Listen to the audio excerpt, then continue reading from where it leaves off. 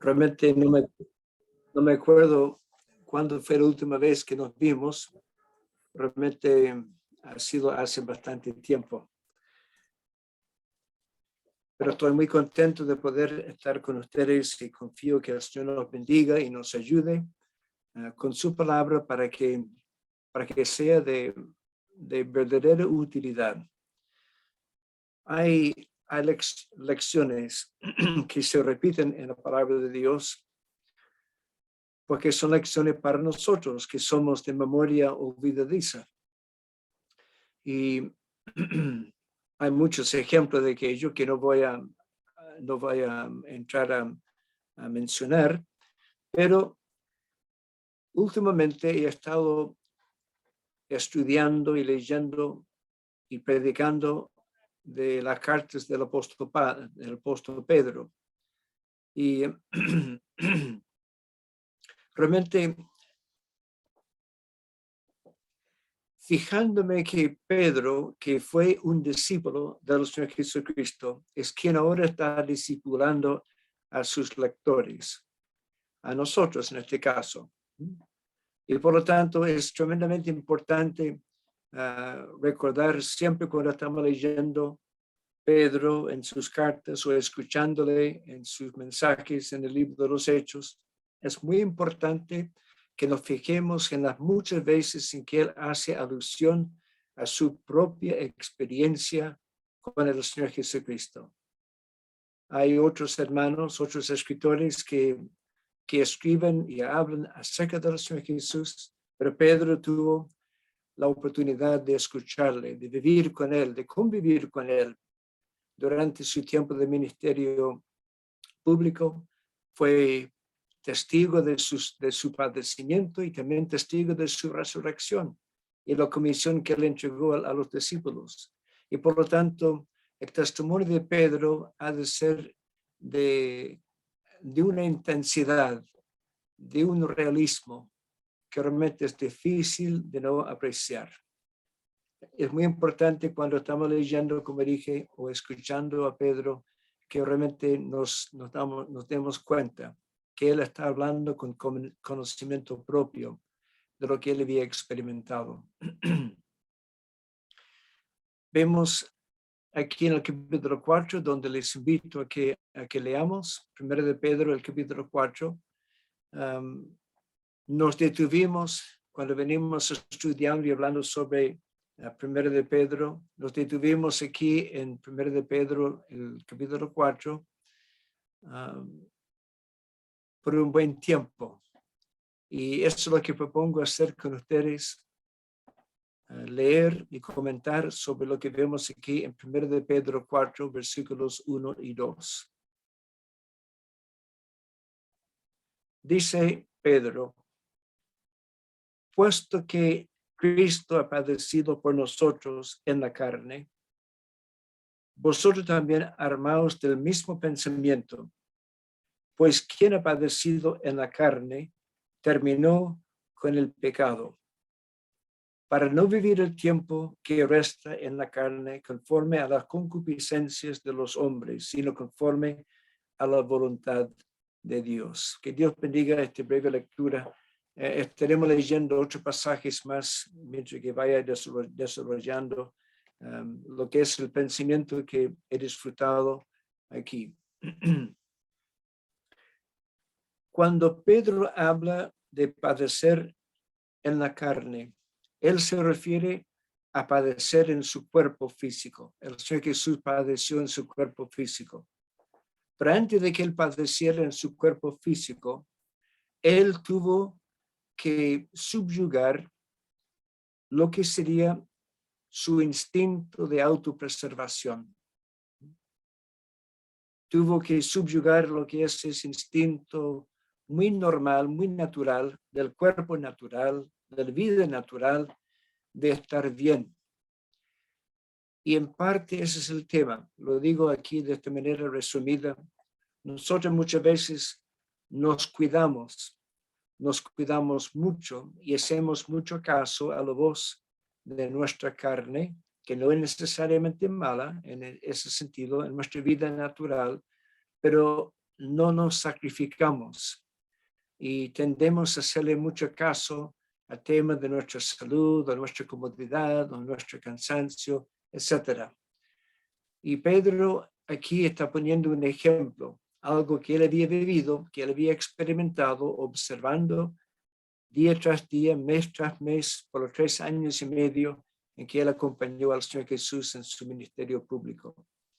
Ahora, el versículo comienza con la palabra puesto que Cristo ha padecido por nosotros, y nos deriva hacia atrás.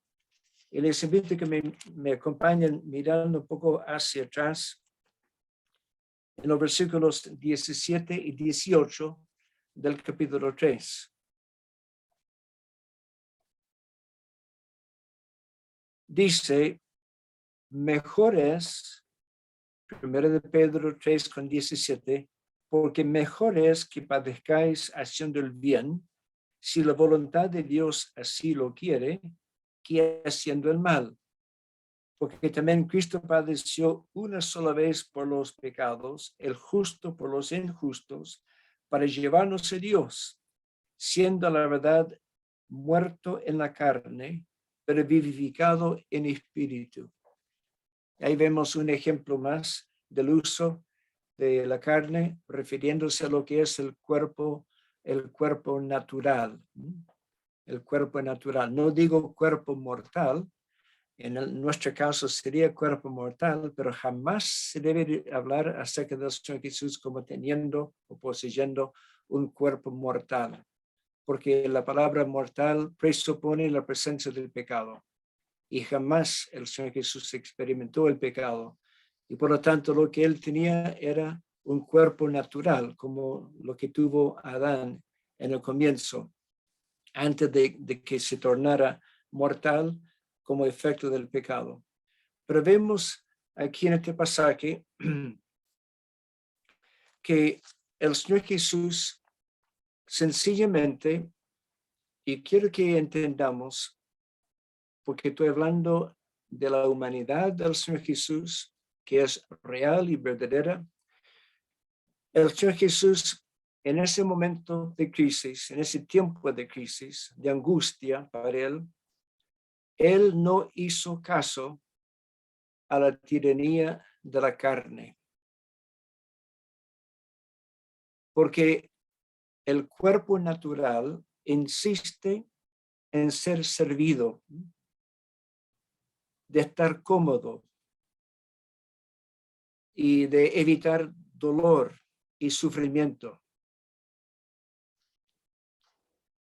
Lo experimentamos siempre y es algo importante, es algo legítimo. El instinto de la autopreservación. No somos tontos ni estúpidos, sabemos que hay cosas que son peligrosas y por lo tanto no nos cuidamos, y es muy normal que sea así.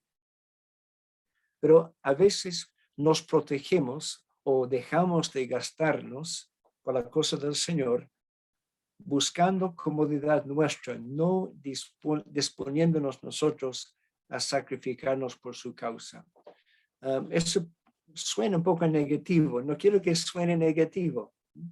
Quiero que sea un estímulo para nosotros, porque tenemos una sola vida que ocupar para el Señor. Y es bueno que la ocupemos bien y que no perdamos oportunidad. Por ejemplo, les invito a que me acompañen. Vamos a leer varios pasajes que me acompañen a algo que Pedro experimentó, que él compartió con el Señor Jesús en el huerto de Getsemaní, en Lucas, en la versión que vemos en Lucas, el capítulo 22.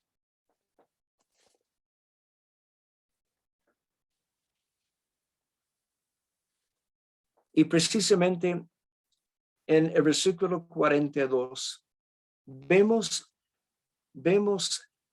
expresada en palabras del Señor Jesús esa lucha que él exhibe entre lo que es su vida natural, el cuidado de su cuerpo natural o su carne, en ese sentido. En este caso no tiene ninguna connotación negativa ni pecaminosa, se refiere a su cuerpo natural y los instintos que acompañan nuestra humanidad. Dice, vemos aquí la intensidad de la lucha. Dice, Padre, si quieres, pase de mí esta copa. Pase de mí esta copa. Y hermanos, entendemos a qué se refiere a todo lo que le venía encima. Todo el sufrimiento que representaba esa copa. Era una copa temible, un trago amargo, humillante, doloroso. Y la persona instintivamente trata de esquivarla. Y vemos el profundo conflicto entre lo que la persona, en este caso el Señor Jesús, humanamente, naturalmente, instintivamente haría para ponerse a salvo y protegiendo su cuerpo físico, protegiendo su bienestar.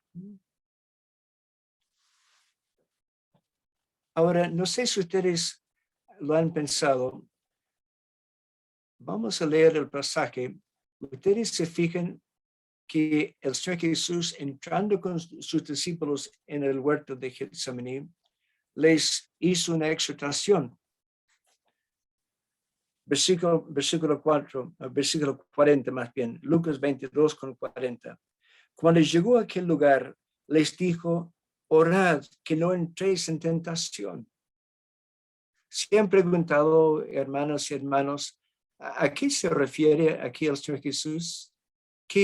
¿Dónde cabe en la historia, en el evento? Dice, orad que no entréis en tentación. Y un poco más abajo, versículo 46, cuando se termina todo ese tiempo de oración, que es posible que fuesen horas, varias horas, en el versículo 46 les dijo, ¿por qué dormís? Él se levanta y se vuelve donde están ellos, están durmiendo. Y les dice, ¿por qué dormís? Levantaos y orad para que no entréis en tentación. Y otra vez vemos una alusión al peligro de caer en tentación. Y parece como un exabrupto, porque ¿dónde calza aquí en lo que está sucediendo con el Señor Jesús en la huerta de Getsemaní? ¿De qué tentación les hablaba? Bueno, hermanos, vamos a ver, yo les sugiero que la tentación era exactamente a lo que nos referimos ya. La tentación de cuidar la carne, cuidar el cuerpo natural y el instinto de pasarlo bien, etcétera, por encima de cumplir lo que era la voluntad de Dios, lo que es la voluntad de Dios. Porque para el Señor Jesús sería posible que el Padre hiciera que pasara de él esa copa.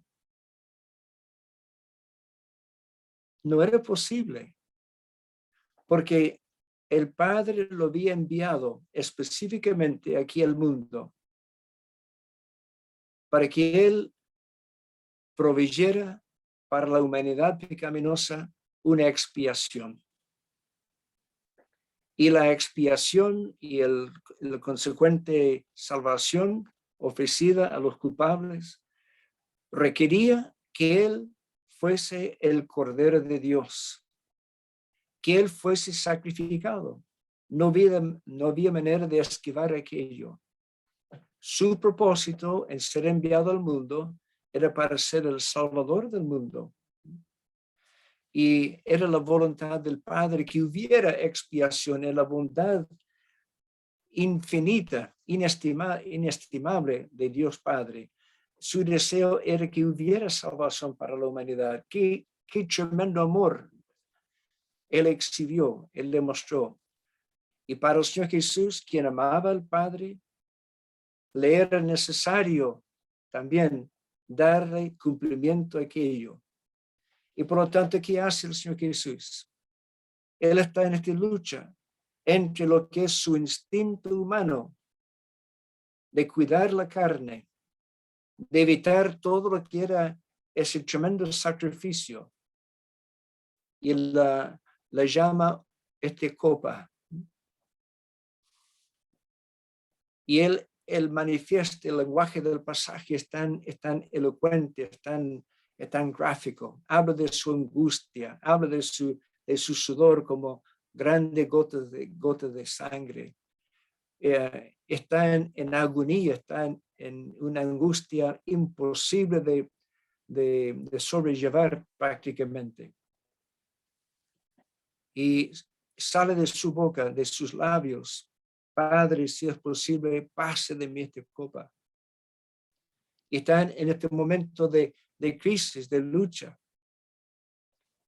Y sabemos que él se sobrepuso a esa tentación de cuidarse, de ponerse a salvo.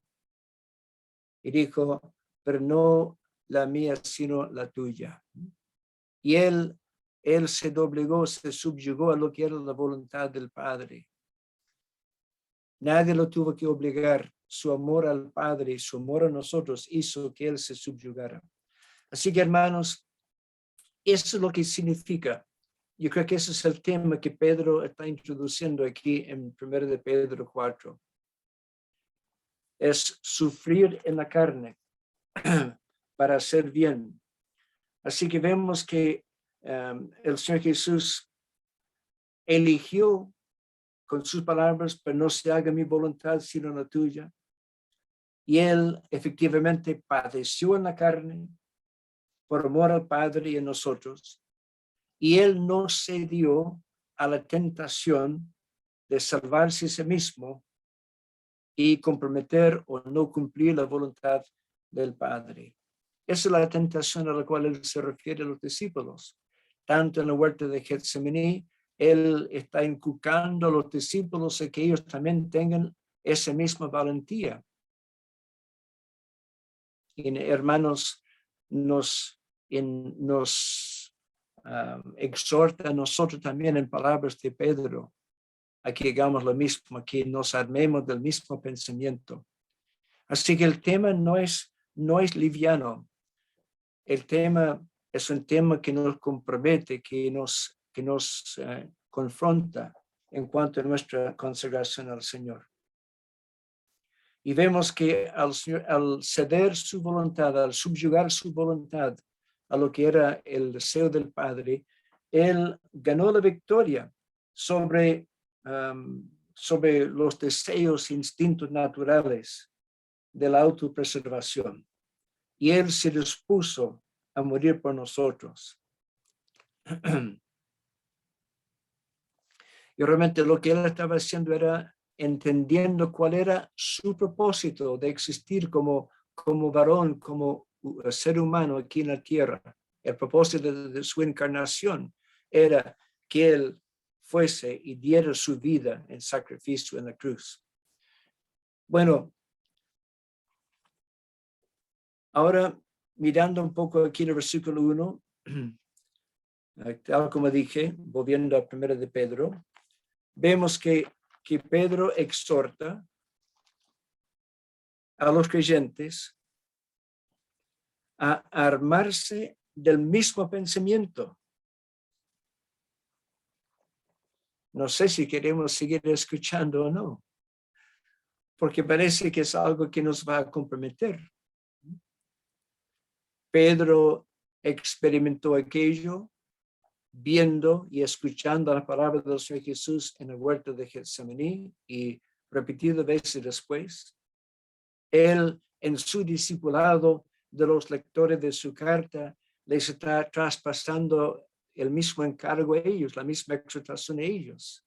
Y nosotros que somos creyentes y discípulos de Cristo en este siglo XXI, nosotros también estamos recibiendo la misma descarga de responsabilidad sobre nosotros.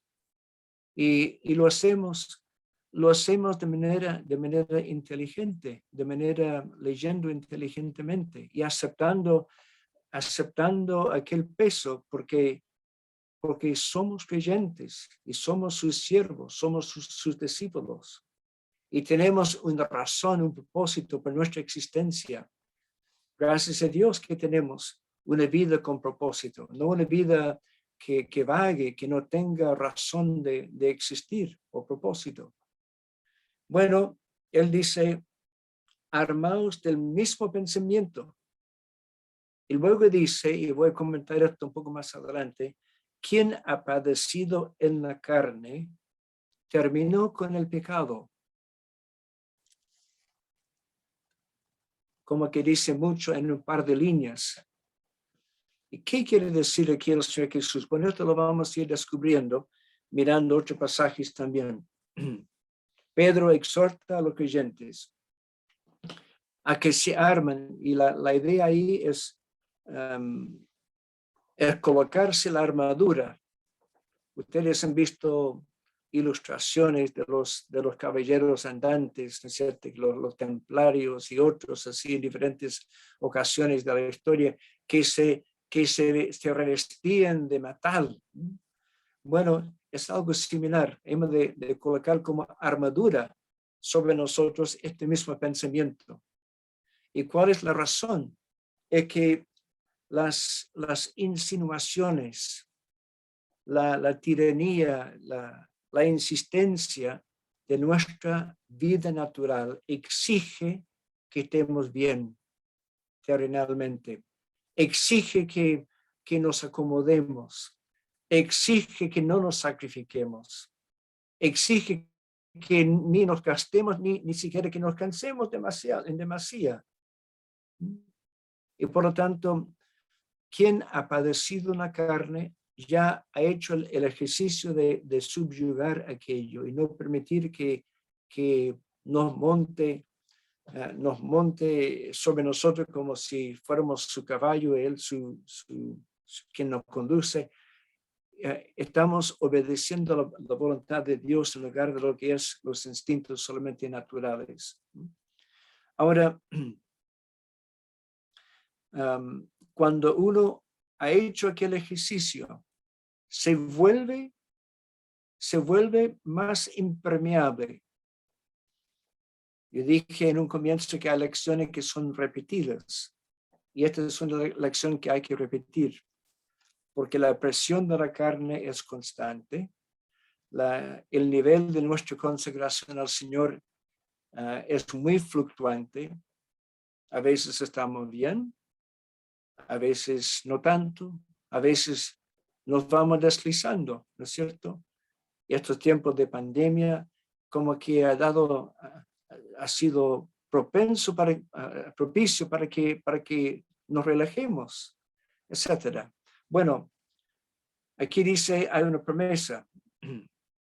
Dice, quien ha padecido la carne terminó con el pecado. Y la idea aquí es que terminó con esa tiranía del pecado que nos subyuga a que hagamos lo que son las concupiscencias, que no es necesariamente algo negativo, casi siempre es negativo, pero los deseos,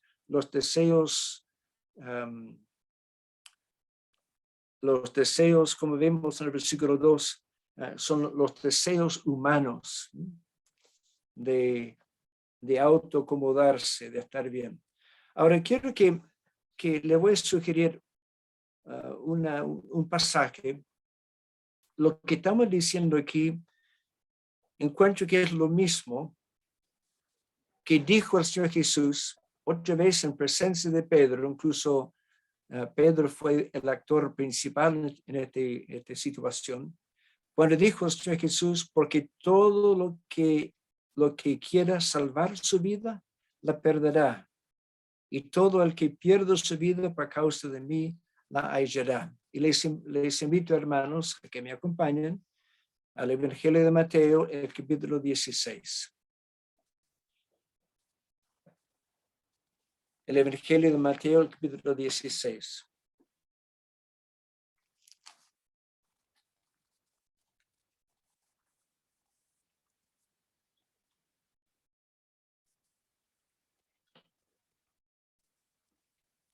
El versículo puntual está en el versículo 25. Mateo 16:25, porque todo el que quiera salvar la vida, su vida la perderá. Y todo el que pierde su vida por causa de mí, la hallará. Parece que es un texto bastante enigmático. ¿Qué pudiera significar? Bueno, yo creo que la mayoría entendemos lo que significa.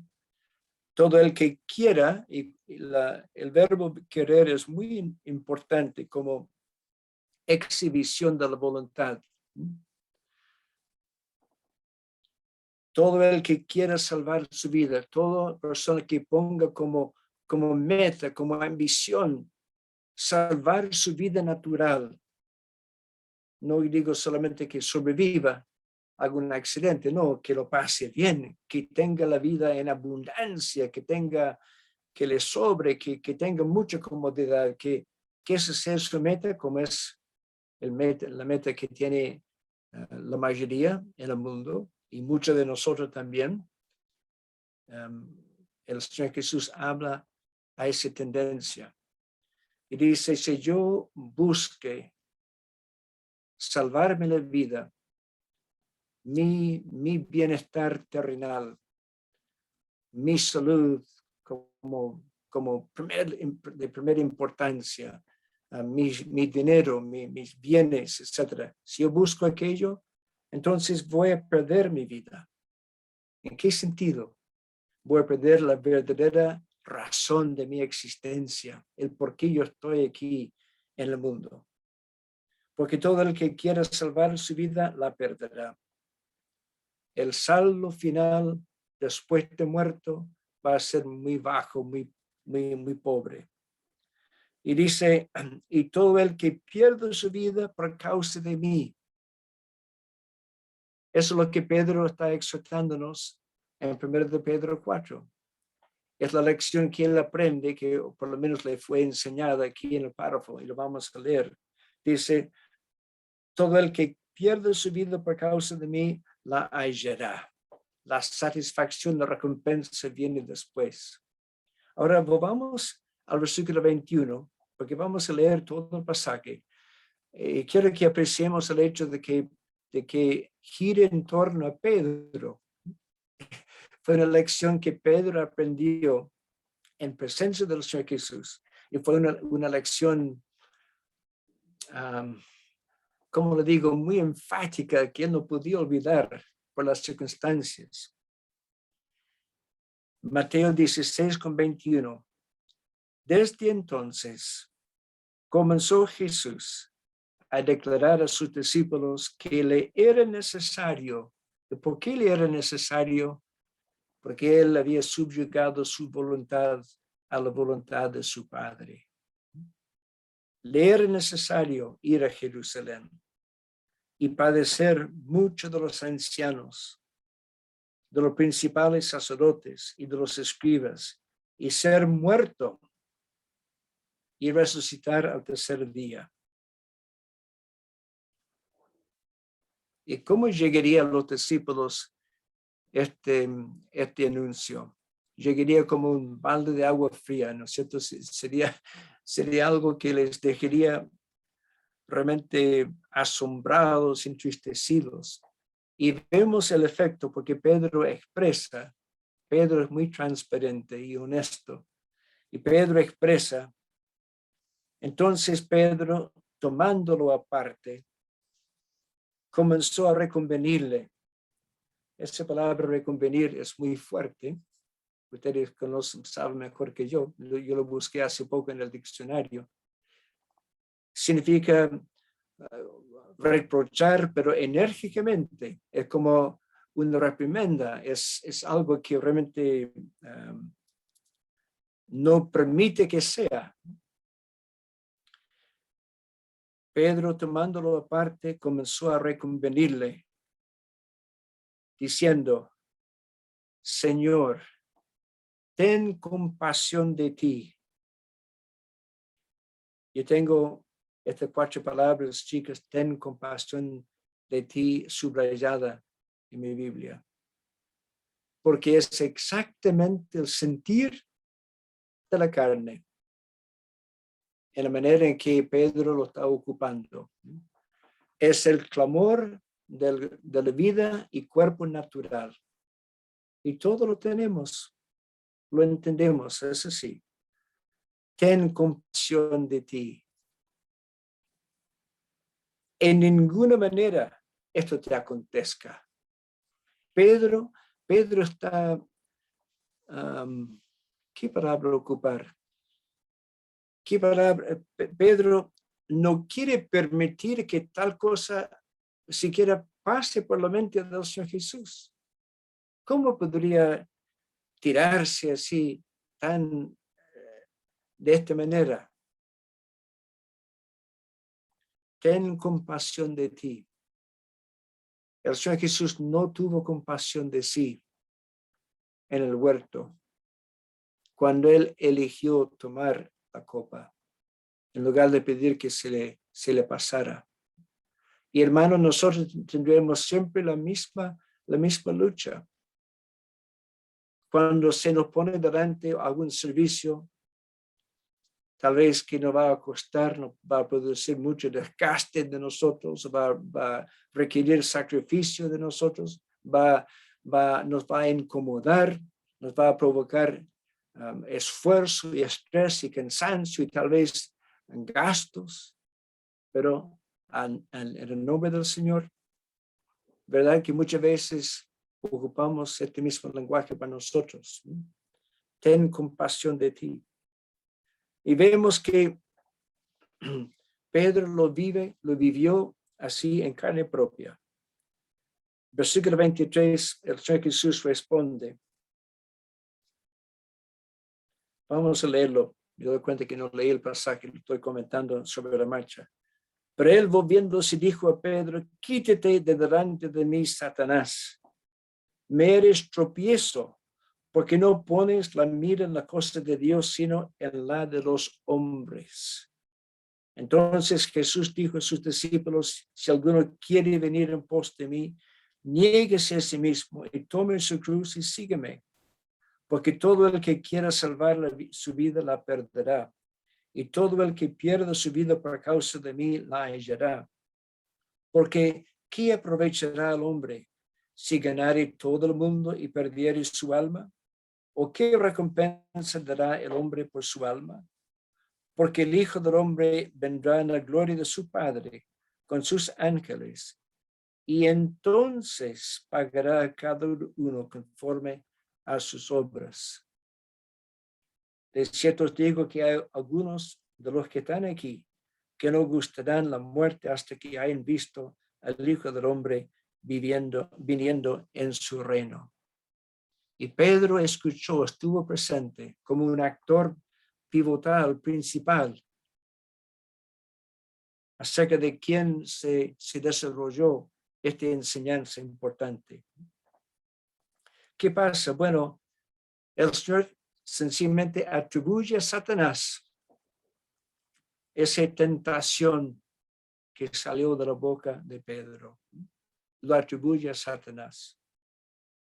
Sin mediar, sin ningún término medio, así lo tilda. Me eres tropiezo. Y hermanos, nosotros debemos estar instruidos y entendidos que sí va a pasar con nosotros y pasa con nosotros. No ha de sorprendernos cuando pase, cuando tenemos que elegir entre sacrificarnos o gastarnos en las cosas de Él o tener compasión de nosotros mismos. Dice: no pones la mira en la cosa de Dios, sino en la de los hombres.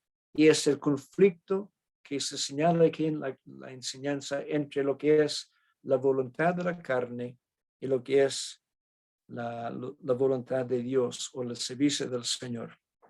Entonces Jesús dijo a sus discípulos, y ahora él parte aquí con una enseñanza positiva. Si alguno quiere, y el verbo querer aquí tiene exactamente el mismo alcance, la misma importancia, como la exhibición de lo que es su anhelo, su ambición, su meta. Y hermanos, quiero que todos nosotros tengamos esta meta. Qué hermoso es ser creyente en nuestros días. Qué hermoso es ser creyente en cualquier día, en cualquier edad. Pero qué hermoso es ser creyente porque se nos abre la posibilidad de que podamos servir al Señor, que podamos hacer valer nuestra vida, nuestras energías y nuestro tiempo en favor de lo que son las cosas importantes para Él, la glorificación de Dios y la prosperidad espiritual de nuestros prójimos. Y tenemos esta oportunidad, como creyentes, se nos abre esta oportunidad. Ahora dice, si alguno quiere venir en pos de mí, ¿queremos seguir en pos del Señor Jesús? Sabemos que no es fácil. Él nunca prometió a sus discípulos un cama de flores. No, jamás. Nunca prometió que ellos no les pasaría nada, que no tendrían aflicción. Les advirtió que tendrían aflicción. Él mismo sufrió en muchos sentidos. Y nunca prometió a sus discípulos, a sus seguidores, que ellos se escaparían de pasar por esas dificultades. Pero él dice, si alguno quiere venir en pos de mí, entonces hay que negarse a sí mismo. Ten compasión de ti es exactamente lo contrario a negarse a sí mismo. Es exactamente lo contrario, es el contrapeso. Dice, niéguese a sí mismo y tome su cruz. Eso sería en testimonio activo. Tome su cruz y sígueme. Mire, qué tremendo privilegio tenemos de ocupar nuestra vida en el servicio del Señor, en sufrir por Él, en luchar y batallar, porque el enemigo se opone a nosotros. La indiferencia de la humanidad hoy día es horrible. Es muy difícil mantenerse, pero hermanos, tenemos este gran privilegio. Y los años se van pasando, se van acabando. En el caso mío, mire qué pasa. Y por lo tanto debemos aprovechar el tiempo y la oportunidad. Y dice, y tome su cruz y sígueme. Y luego vemos nuestro versículo, y yo creo que lo entendemos perfectamente bien ahora. Porque todo el que quiera salvar su vida,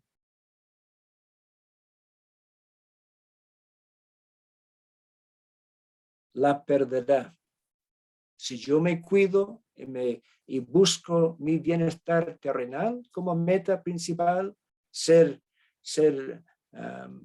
exitoso en esta vida en todo sentido, lograr un nombre para mí, lograr una fortuna para mí tal vez, un buen nombre, un gran nombre, sobresaliente como alguien importante.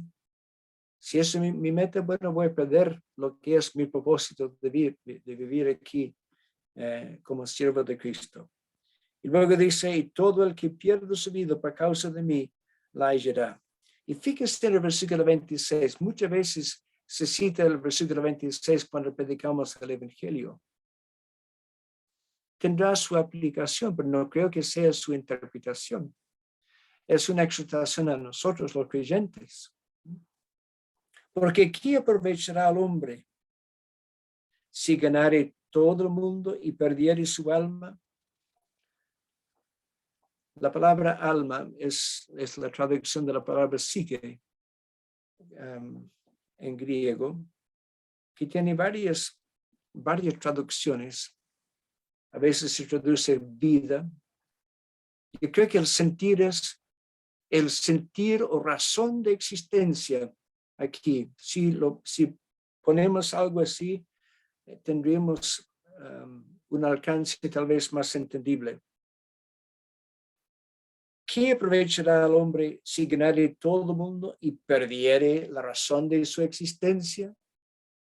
si perdiere totalmente su norte espiritual, si no sirviera a Dios, ni fuese una exhibición de Cristo el evangelista aquí en el mundo. Qué tremendo. La persona feliz, la persona que se siente realizada siendo creyente, es la persona que está sirviendo al Señor. Como primer amor, dándose todo por Él, no importándole otras cosas. Dice, ¿o qué recompensa dará al hombre por su alma? Hermanos, la salvación de sus hijos,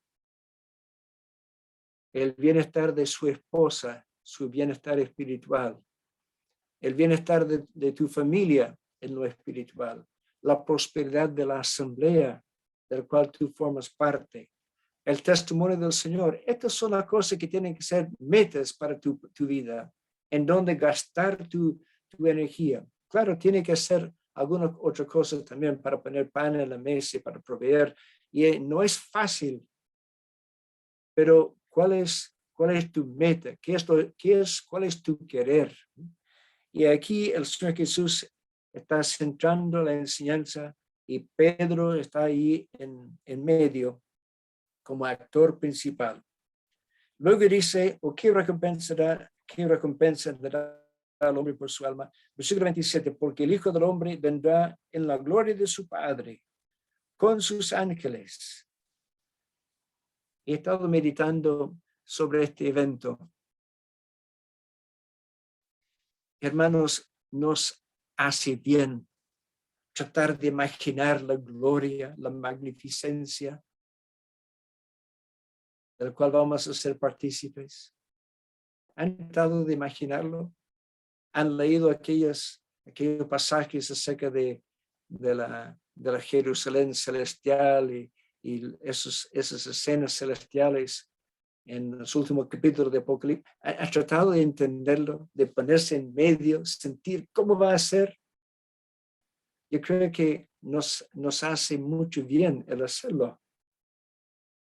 Porque la primera vista que tenemos de Él en su gloria nos va a convencer absolutamente de cuán tontos hemos sido aquí en la vida, en la tierra, eligiendo tantas otras cosas que nos desviaron de lo que era nuestro propósito.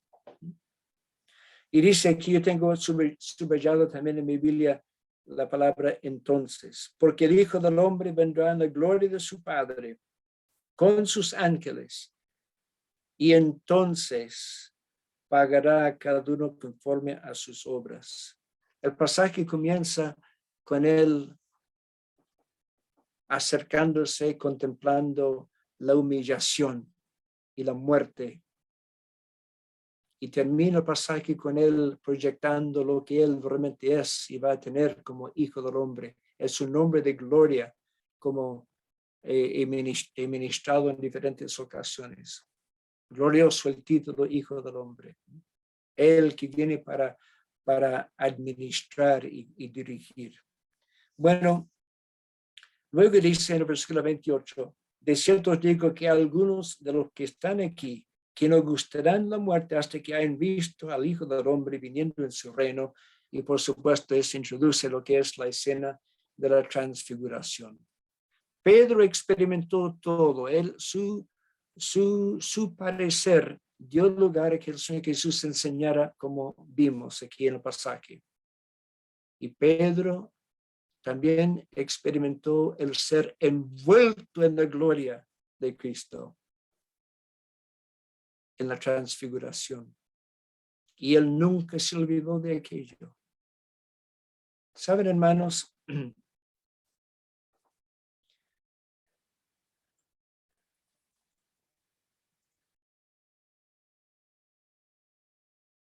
Yo creo que vamos a mover,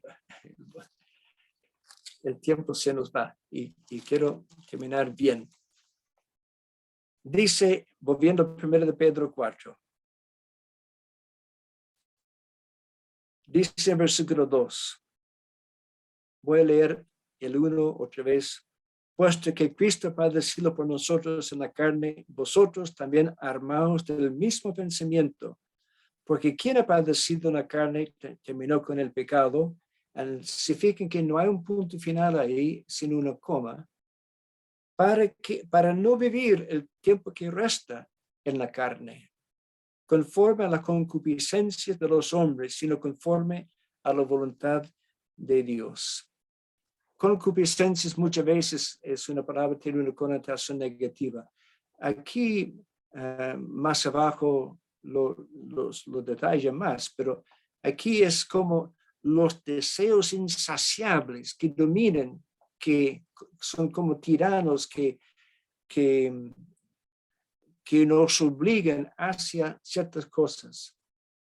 Y si nosotros permitimos que el pensamiento del mundo invade nuestro ser, en nuestro corazón, nos vamos a sentir obligados, nos vamos a quedar arrasados hacia lo mismo que caracteriza el mundo.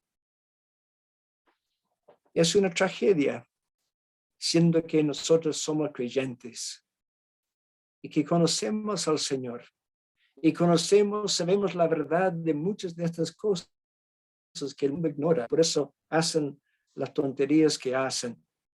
Pero fíjense, nosotros podemos trazar una línea en nuestra vida. Yo veo que como que Pedro está trazando una línea aquí. Dice, para no vivir el tiempo que resta. Incluso el versículo 3 dice, basta ya el tiempo pasado para haber hecho lo que agrada a los gentiles. Hermanos, tenemos el privilegio de vivir el resto de nuestra vida para agradar al Señor. Tomemos esto como un mensaje positivo.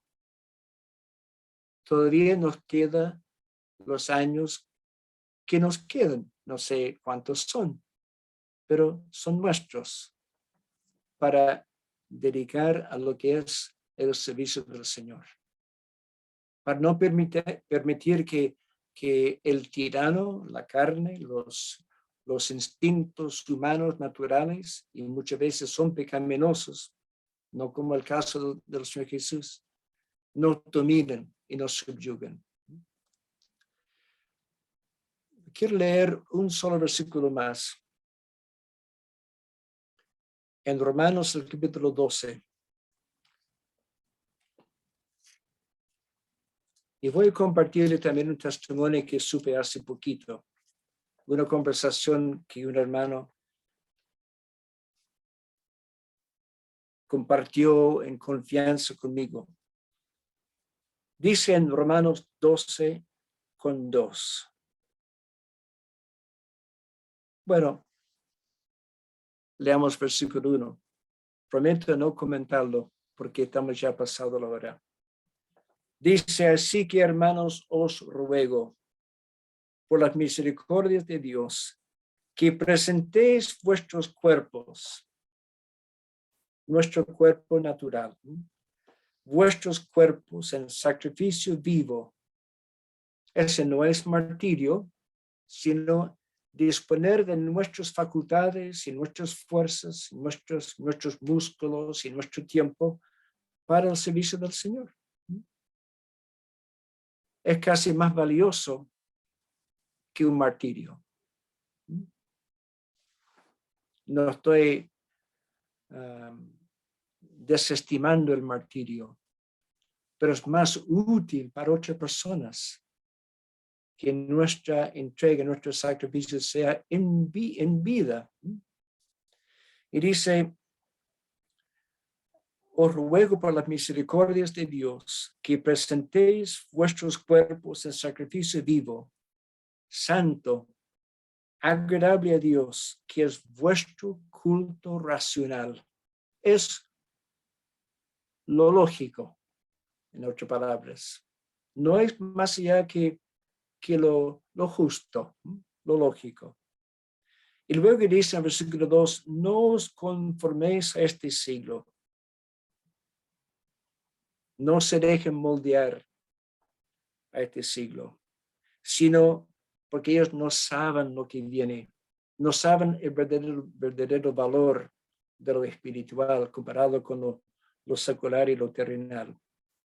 No os conforméis a este siglo, sino transformaos por medio de la renovación de vuestro entendimiento. Y hermanos, hemos estado en este ejercicio esta noche, tomando la palabra de Dios y permitiendo que nos renueva nuestro entendimiento. Nosotros vamos deslizando hacia un entendimiento pobre, defectuoso, fragmentario, como lo que tiene el mundo, que no saben que hay eternidad. Y Él nos renueva nuestro entendimiento a través de las Escrituras, en este caso, por las palabras de Pedro. Transformaos por medio de la renovación de vuestro entendimiento, para que comprobéis cuál sea la buena voluntad de Dios, agradable y perfecta. Y esta es otra manera de decir su propósito para mi vida. Ahora les voy a compartir una conversación que tuve. Un hermano me llamó. Un hermano a quien yo aprecio mucho. Un hermano ya no es de la tercera edad, porque me dicen que la tercera edad comienza a 65, es un poco menor. Pero igual, no es un lolo. Y es una persona que ya tiene su situación en la vida, está cómodo, es dueño de su propia casa, está bien, ¿no es cierto? Está bien, está preparado para el futuro, buen trabajo, todos los ahorros necesarios, no tiene preocupación en ese sentido. Y él pudiera comprarse uno de estos sillones reclinadores, ¿no es cierto? Y pasar el resto de su vida contento y feliz. ¿Saben lo que me consultó? Me dijo, hermano David, yo siento una gran inquietud. Y me nombró un lugar, no lo voy a decir para no destapar quién es su identidad. Me dijo, mire, yo tengo un ejercicio en tal y tal lugar. No hay todavía una asamblea establecida. Hay una obra solamente principiante. Y dijo, ¿y qué me aconsejaría o qué le parecería que yo dejara toda mi situación aquí donde estoy? La asamblea está muy firme, está andando bien. Realmente no hago mucha falta aquí. ¿Y cómo sería si yo y mi esposa fuéramos y nos instaláramos en aquel lugar donde todavía no hay esa estabilidad, no hay una asamblea formada? Y él no pretendía, porque yo le pregunté, él no pretendía que le hicieran ofrendas, que alguien comenzara a sustentarle. No, él tiene trabajo de tal forma que él puede comenzar donde quiere que esté y autosustentarse. Yo dije, hermano, me parece estupendo. Me parece un excelente ejercicio. Me parece que es un excelente uso de tu vida, tu persona, tus energías, consagrándote en vida sí al Señor. ¿Y qué le parece, hermanos, a ustedes? Se fijan que es algo que está abierto a cualquier persona, sin tener que moverte o cambiarte de lugar. Tú puedes aceptar lo que es el reto que dio aquí el Señor. Y puedes poner en subyugación lo que son esos gritos de insistentes de buscar la comodidad y no sacrificarte por el Señor. Que Dios bendiga su palabra. Vamos a orar. Nuestro Dios y Padre, te damos las gracias que tú nos hablas por las Escrituras. sentimos tu presencia en ellas. Tú nos has permitido que acompañemos a tu siervo Pedro en alguna de sus experiencias cuando él fue discípulo, y que luego vemos que él traspasa esas lecciones a quienes ahora somos lectores de sus escritos. Y Padre, cuán relevantes son, cuánto bien nos hace. Y te pedimos, Padre, que de nuestras vidas salga para ti servicio aceptable y gloria, que seamos como tu amado Hijo, con la mirada puesta en ti y sirviendo a ti, nuestro Dios, en el nombre de Él. Te pedimos, Padre, que haya gran bendición para nuestros prójimos también a través de nuestras vidas. Nos encomendamos en tus manos, te pedimos una bendición muy especial para nuestros hermanos aquí congregados virtualmente de la Asamblea de Conchalí. En el nombre de nuestro Señor Jesucristo. Amén.